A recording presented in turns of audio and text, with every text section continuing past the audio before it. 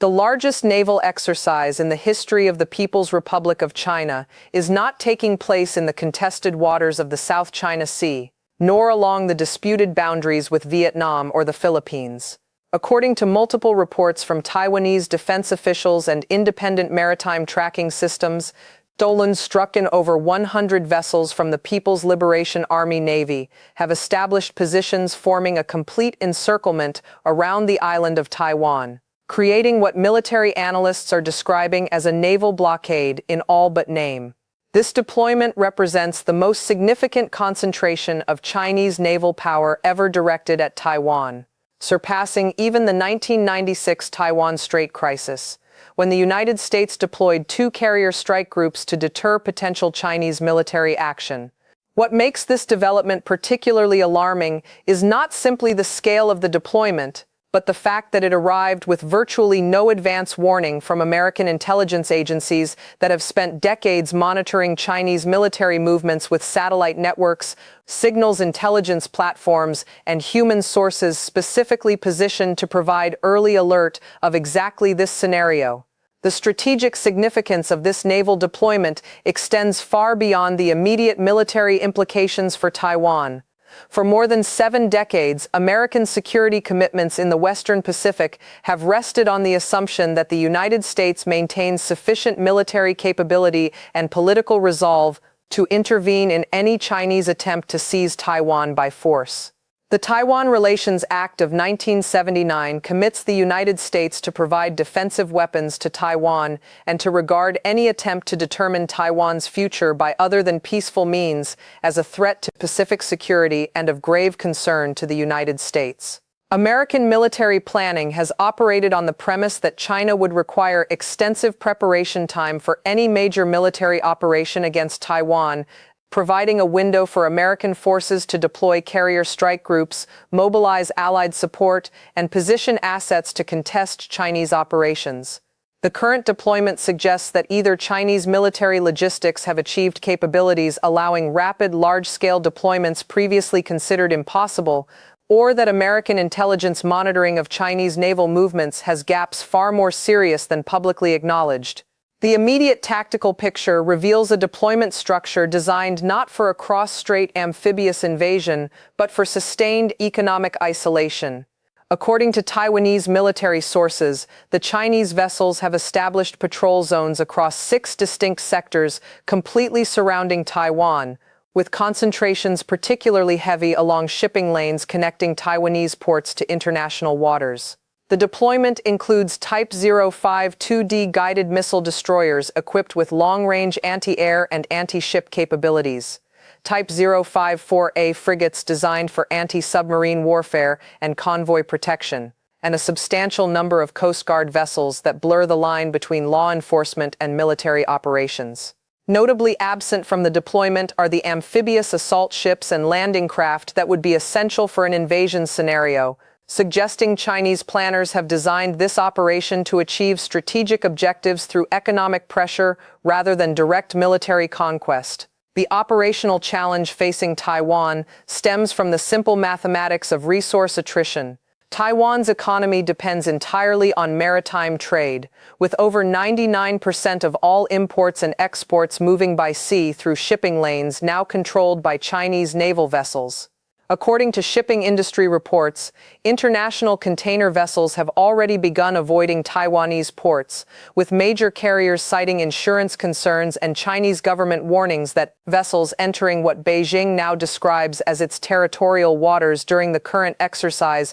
may face inspection, detention, or seizure. Taiwan imports approximately 70% of its food requirements, nearly all of its energy resources, and critical manufacturing components for the semiconductor industry that represents the island's most valuable economic sector. Without resupply by sea, Taiwan faces critical shortages within weeks rather than months, creating intense pressure for political capitulation long before military resistance would become necessary. The defensive architecture Taiwan has constructed over decades of preparation for potential Chinese military action was designed primarily to defeat an amphibious invasion, not to break a naval blockade. Taiwan's anti-ship missile systems, including the domestically produced Chungfeng third supersonic cruise missiles, possess impressive capabilities against individual vessels or small groups, but targeting Chinese warships enforcing a blockade in international waters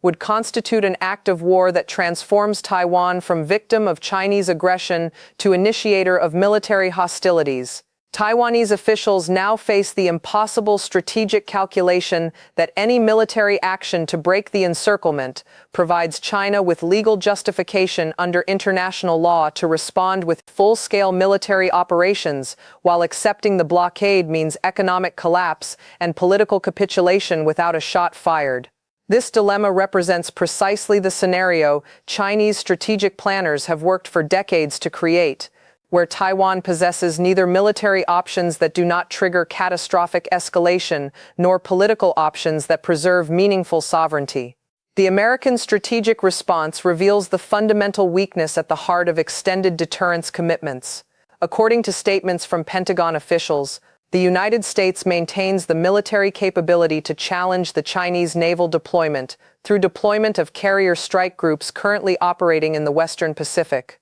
The USS Ronald Reagan and USS Carl Vinson carrier strike groups could theoretically establish protected shipping corridors, allowing commercial vessels to reach Taiwanese ports under American naval escort. However, this response would require American warships to physically interpose themselves between Chinese naval vessels and commercial shipping, creating the real possibility that Chinese commanders might fire upon American vessels, triggering a direct military confrontation between nuclear-armed powers over the political status of an island that the United States does not formally recognize as an independent nation. The domestic political environment in the United States compounds the strategic paralysis. According to recent polling data, American public support for defending Taiwan has declined substantially over the past 3 years, with less than 40% of respondents now indicating they would support military intervention if China attacked Taiwan. The current administration faces intense criticism from opposition political leaders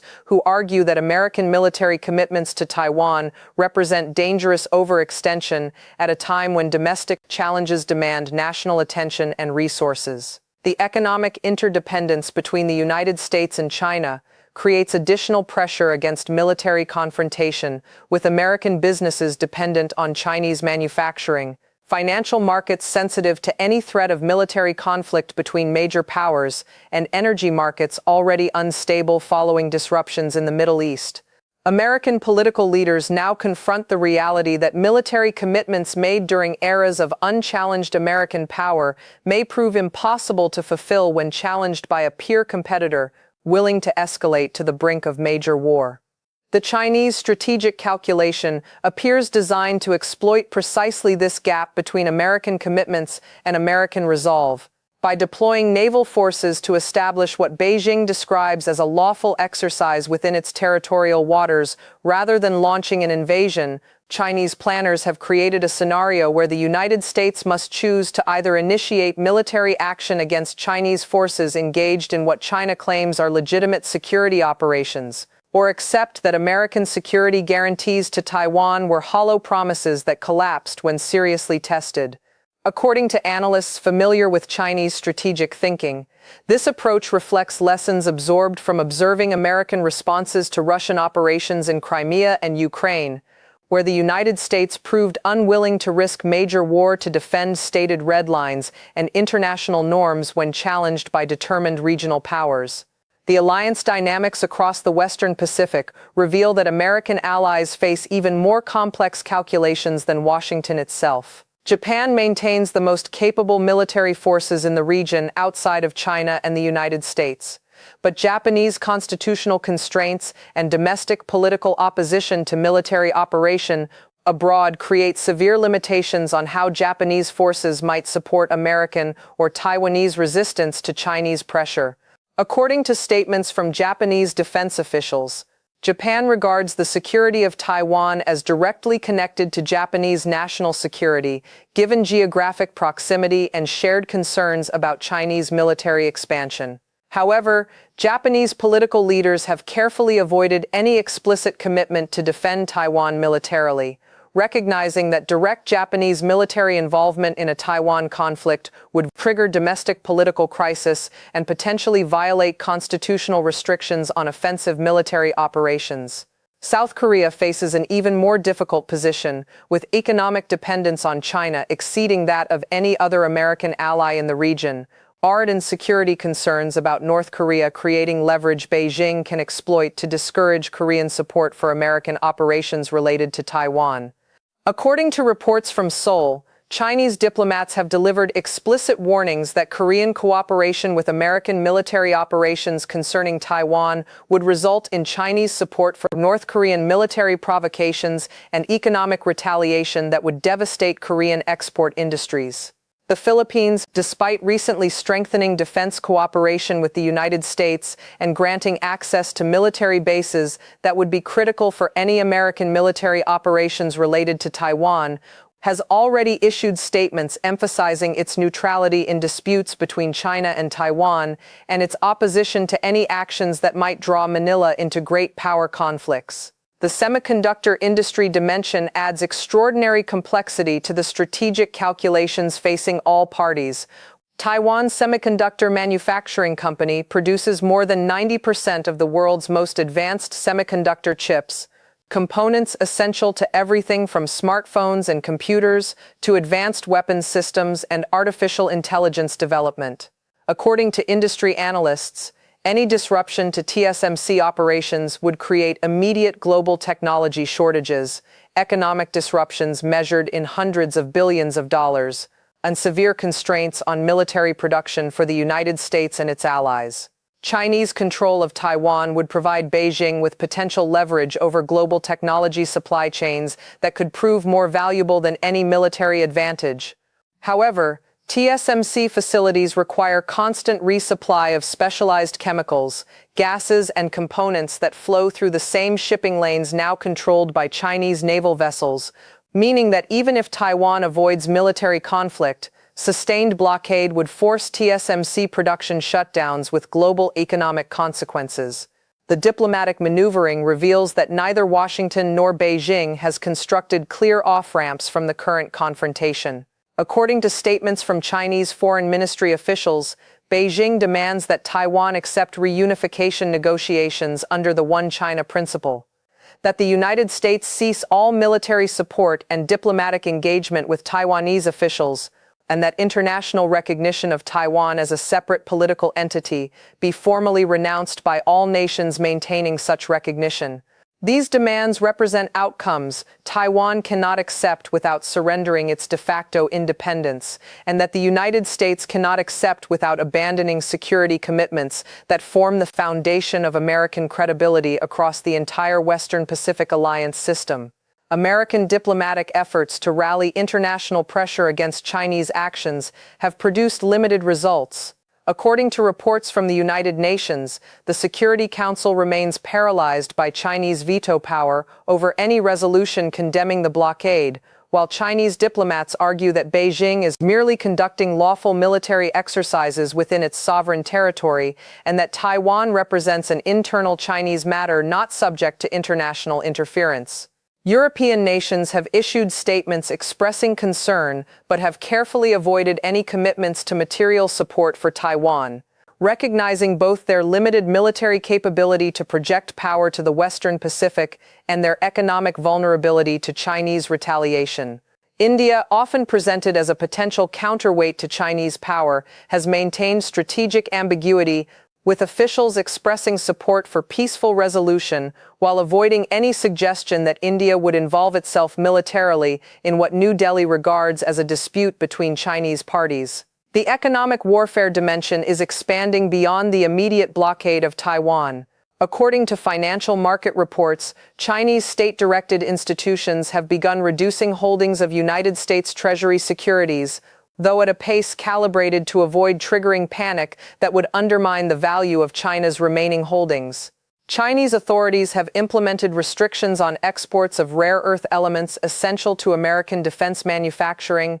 framing these restrictions as temporary measures related to national security reviews, but clearly designed to demonstrate Chinese economic leverage. American technology companies with substantial manufacturing operations in China face intensifying pressure from Chinese regulators, with several firms receiving notifications of pending investigations into alleged violations of Chinese competition law or data security regulations. These economic pressure tactics remain carefully calibrated below thresholds that would trigger immediate American retaliation, but collectively they signal that China possesses multiple escalation options beyond the purely military domain. The military balance in the Western Pacific has shifted more dramatically than most American political leaders publicly acknowledge. According to assessments from the Pentagon, China now possesses local superiority in surface vessels, land-based anti-ship missiles, and air defense systems that would create severe challenges for American carrier strike groups operating within range of Chinese military installations.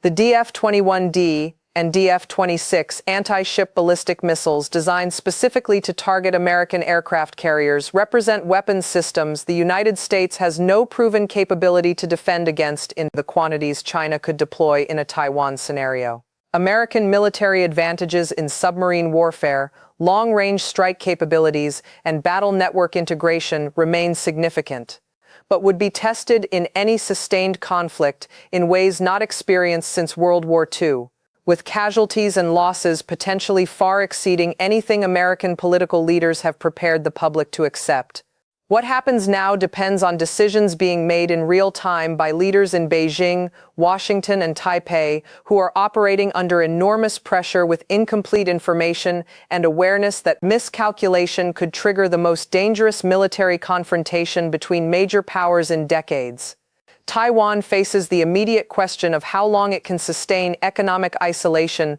before critical shortages force political concessions. The United States must decide whether security commitments to Taiwan represent vital national interests worth risking major war to defend, or whether American priorities lie elsewhere and Taiwan must accommodate itself to Chinese power. China must calculate whether the United States will actually fight when challenged, or whether this moment represents the opportunity to achieve through sustained pressure what military invasion would risk at far higher cost. The global economic system watches with growing alarm as supply chains dependent on both Chinese manufacturing and Taiwanese semiconductors face potential simultaneous disruption. Energy markets already destabilized by Middle Eastern conflicts now confront the possibility of Pacific trade route closures that would force shipping through longer and more expensive alternative passages.